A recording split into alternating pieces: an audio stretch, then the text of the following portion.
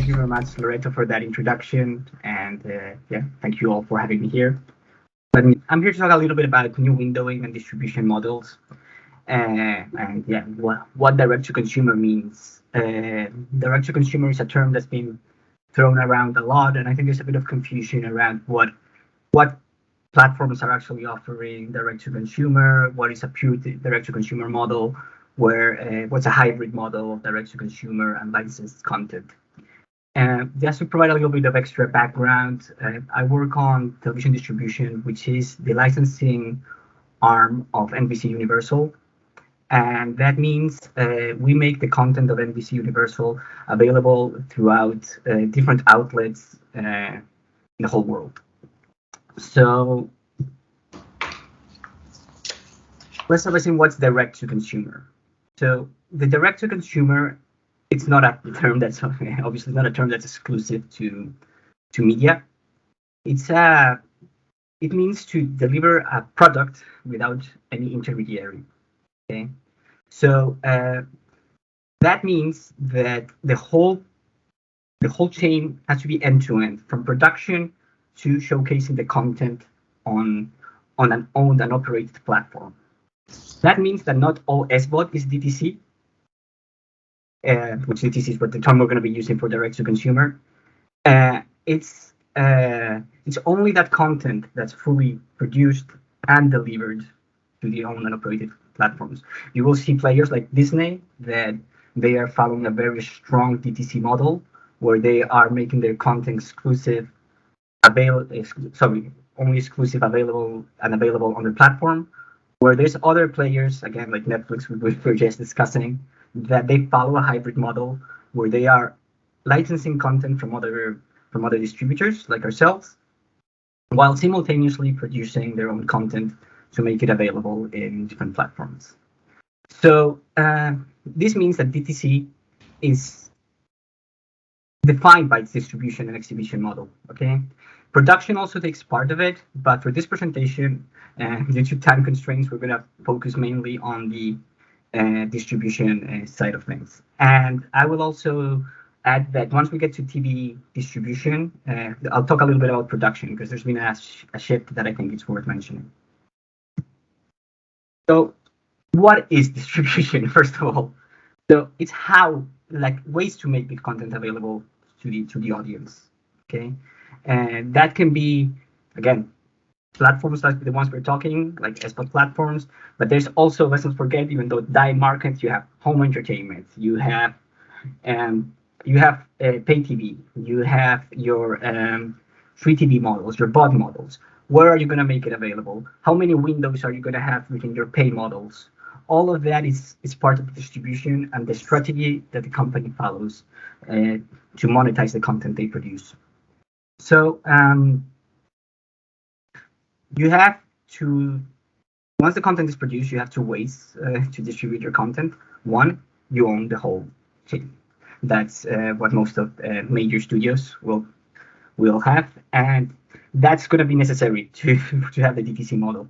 Without owning the whole chain, you cannot have DTC because you're going to rely on third parties to come in and plug in the holes you have in your distribution network.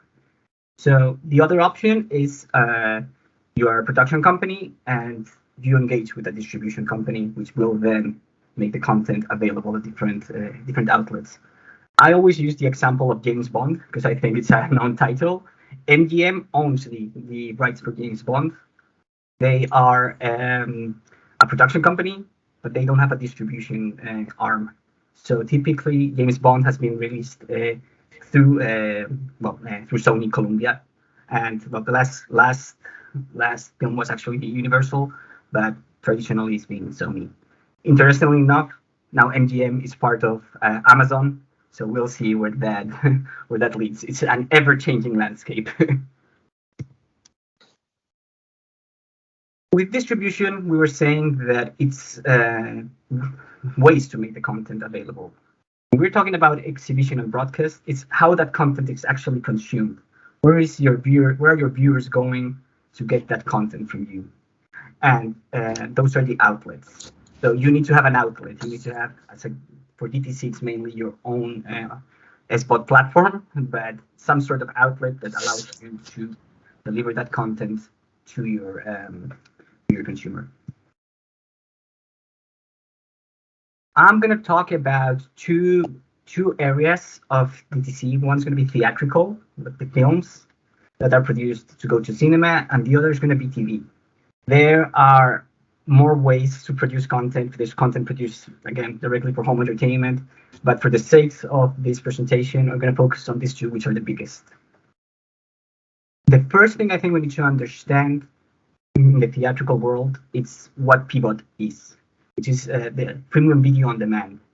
Those are going to be titles that are theatrically produced.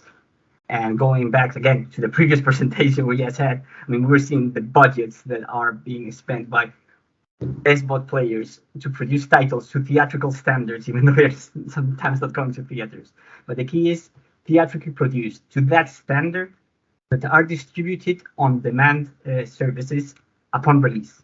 Okay, that means at the same time or very close to titles being on cinemas, those titles are being released for the audience to consume them. I know I keep banging on about this, but for them to be DTC, they have to be distributed to their own operated platforms. And just to put an example, Disney, again, they will give you have Disney Plus, and their theatrical titles, they're making them available on their service, but you have to pay a premium to access it close to launch. And that's DTC. Us, for example, while the platform launches, we've had PVOD titles that we've been distributing through Apple and through Google. So they are still PVOD, but they are not DTC. That's generated a lot of confusion in the industry and what's what. So it's very important to understand what they all actually mean. The pivot strategy is going to vary across. Sorry, I'm seeing my screen. I just lost it a minute. No, it's okay. Can you see it? Yeah. Yes. Yeah. Okay. So it's going to change. The pivot strategy varies across majors, across territories. It's very dependent on the strategy of each company. Now, as I was saying, you will see players like HBO, which they are opting to a very aggressive pivot strategy where they are bundling their theatrical features on release at the same time on theaters and on their platforms on an SBOT service at no additional cost. I mean, that's a very aggressive pivot strategy that HBO is following, while there are other companies that follow different, they will allow maybe a shorter theatrical window, and then they make it available. And again, it will depend on the territories. So with all that said, and that basis, we can see here in this slide, what was a typical windowing for a theatrical title, the life cycle through which the product would go. So typically you would have your theatrical release, go to cinema, and it would stay there for 90 days. Those were the glorious days of theater. And from there, it would move into home entertainment and EST. Home entertainment and EST are the retail side of the business. Home entertainment will cover things such as Blu-ray and DVD, which I'm sure you're aware. And EST stands for electronic sell-through, and it would be the digital sale of the content, again through Google or iTunes or any other player that operate. From then it goes to VOD, which is the rental side of the business. It's the blockbuster of the new age. So there you would be able to access the content for a limited amount of time. You don't own it like you do in home entertainment on DST. And you just watch it for for a period of time. You have a period of time, and once it expires, it's done.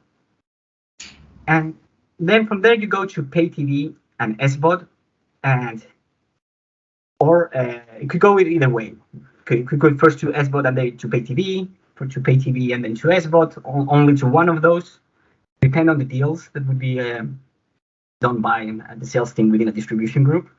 And the main difference being pay TV is linear, while SVOD is going to be non-linear, meaning that pay TV are channels that are airing content straight after one show straight after the other, and you have no way of deciding when to see it. Whereas SVOD allows you to see the content whenever you want, and in both cases you have to pay for it. Finally, from there you go to free TV, which is the same, very similar to pay TV in terms of it's linear, but you're not paying for the content you're watching. It's monetized to advertisement. This is a bit of a simplistic representation because, as I say, you can have multiple pay windows within a distribution model like this, but I thought it would give a good idea of where we were until DTC came along. So there you would have two main options, and a third one which I haven't put here because I don't know if it's consequence of the pandemic. We will see where it leads. With theaters closed, where theatrical titles gets released exclusively on their DTC platforms. Okay, so we will see that occurs. It's been occurring through the last few years, but again, that's because theaters were closed. So a film can distribute simultaneously on the DTC operated platform as it does in theaters, with two different options: the SVOD option and the PVOD option. The SVOD option would be what I described before about HBO, where they are not charging you a premium to access that content. You get the theatrical title as part of your subscription fee, monthly, annual, whatever you have. PVOD, going back to the Disney example, is where you have to pay a premium to access that content.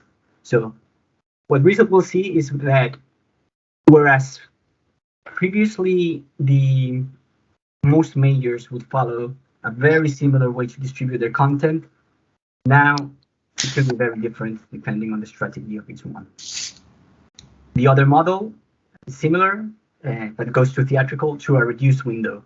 Whereas before we were saying a 90-day window from theatrical, now it can be 17 days, down to 17 days from theatrical.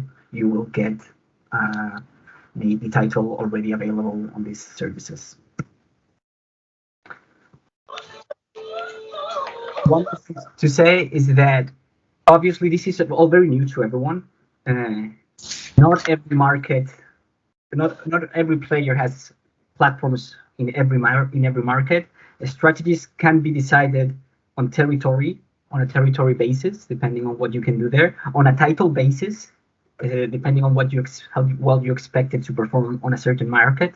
So it's a very difficult landscape for the user to navigate, because it's very difficult to know what to expect across the board. Now talking about television DTC, this is where I want to talk a little bit about production, because what's very interesting is that we see more and more direct-to-series orders. What does this mean? So typically a show would be commissioned through what was called the May screenings. All the majors would come along and they would shoot pilots for the shows they think they're going to be successful, and they would showcase them come May, and every major television stations would go there, decide which pilots they wanted to do, and from there those pilots would go and become series, and then they would be sold in international markets such as Métis. I mean, this still happens. It's not that it's gone, but there's more and more direct-to-series orders, meaning that a series is commissioned without viewing episodes. It's just based on the script, the talent attached to it. That makes a huge difference. And the script and the IP. I mean, we see this constantly.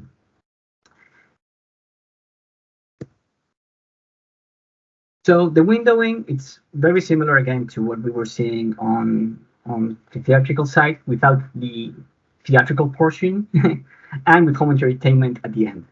That's how television typically used to be distributed. Now we see more and more series going directly to SVOD, where there's no more windowing. It's kept exclusively there. Again, this is not one size fits all. Depending on the strategy, there can be further windows, but for it to be purely DTC, this is how it would be. So it's clear that series are a big driver for the subscriptions. So there's an interest on making them exclusively to the consumer through that platform, so that they have nowhere else to see it. Unfortunately, that leads to a fragmented market, because as a consumer, you need to subscribe to all these platforms in order to get the content. There's less aggregators. Like before, you could argue that, like just to go back to talk about Spain, you could have someone like Mediaset, or you could have someone like Antena 3, that they were acquiring content from multiple distributors, and now they don't have access to so much of that content. So for the viewer to get it, they have to go to this DTC and have a fragmented landscape of services.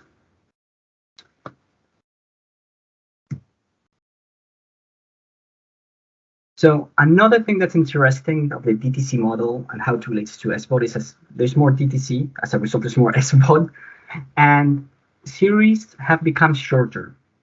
You'll see not only in terms of episodes, but in terms of how many seasons are produced. Mm-hmm. And that is because the appeal of a longer series is almost gone in SVOD. On the linear side, you would always get faithful audiences that would come back week after week. That's what you wanted. You wanted long seasons, getting people to come to your television outlet, and they would, and that way you could sell advertisement consistently. So the longer, the better. Whereas for SVOD and the DTC portion of it, what you're trying to do is get people to subscribe, and the length of the series doesn't have such a big impact on the on people, on whether people will subscribe or not. And that's why you see nowadays most series are somewhere between 8 to 10 episodes instead of being 24 episodes as they've traditionally been. And likewise series, it's very hard to see, like 20 season series like Law and Order. I think that's an exception. It's very difficult to find those very long seasons. Netflix is actually known to cancel successful shows just because they don't think they're going to drive further subscriptions. So they prefer to spend those budgets on either increasing the value of production. In other words, if before you were spending X amount of money in 20 episodes, now you spend that amount in 10 episodes, so you have double the budget, or in producing another show, and that's diversifying your products and being more attractive to a larger audience. All this results in majors becoming more similar to SVOD services, but at the same time, SVOD service becomes like majors, and they've had to do that out of need. So first of all, content being removed. I mean, two big examples I can think of. One is with Netflix, when they were rolling internationally, the Marvel shows were very important for them. And when Disney announced they were going to launch their own platform, they pretty much removed them from Netflix. Mm-hmm. One of the most viewed shows, again, in Netflix was the most viewed show, actually. It's The Office, at least in the US. And that was removed from them as well recently for it's going to Peacock. So that means that they're losing some of their key drivers by not owning the intellectual property of them. So that made them rethink their strategy, and they started to produce themselves much more. Also, as more majors become DTC, there is less access to content. The new shows that are being produced, they will not get access to them. And you will see moves as well. Like, again, it's not just Netflix. The acquisition I mentioned before of MGM from Amazon, that one of the reasons it's to have access to the production side of MGM, not just the catalog they bring along. And then there's the appeal and international success of non-US productions. So instead of relying so heavily on companies such as NBC Universal, which is very US-centric, you can produce locally and to have the success that shows, such as, like we've seen it, La Casa de Papel in Spain, Money Heist, as it's known internationally. It's a good example of that. So the last thing I'll say is just a little bit to talk about where we're going. This is not an all-encompassing list of the players, but it's just to show how different the landscape is, which I think it's a key aspect of what we're seeing in this world, where before everyone was very similar, now everyone is different, with Disney, as I say, moving to a pure DTC model with their content only being available on their platform, or moving towards that at least. Warner having a mixed bag where they are accepting content from other distributors, but at the same time having their own DTC offering for their own content. Viacom CBS, again, moving towards that DTC model with Paramount Plus, and having a joint venture with NBC Universal, so the content from both Viacom and NBCU is available in one single platform. Amazon Prime having, again, that mixed model where they're licensing content from other distributors and producing their own content. Netflix very similar to that, and NBCU doing the three things you can do pretty much, which is having the ETC with your own content, licensing content out to other platforms, and licensing content in for their own platform. And yeah, I think for the future, what we're going to see is international rollout of these platforms in more and more territories. And this is just the beginning, even though we're talking like it's, like these are established. It's not established at all. They are rolling out all across the world and with different models. And one part that we haven't talked much about is AVOD, which is advertising video on demand, and that has a huge growth nowadays.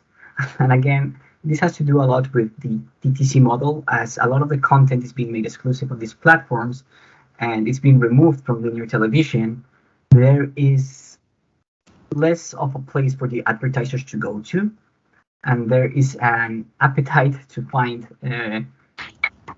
content that is distributed digitally where you can advertise. So we're seeing huge growth on the AVOD market, and there's more and more platforms coming, like we'll call Pluto, Tubi, and IMDb TV is there, which I haven't mentioned it.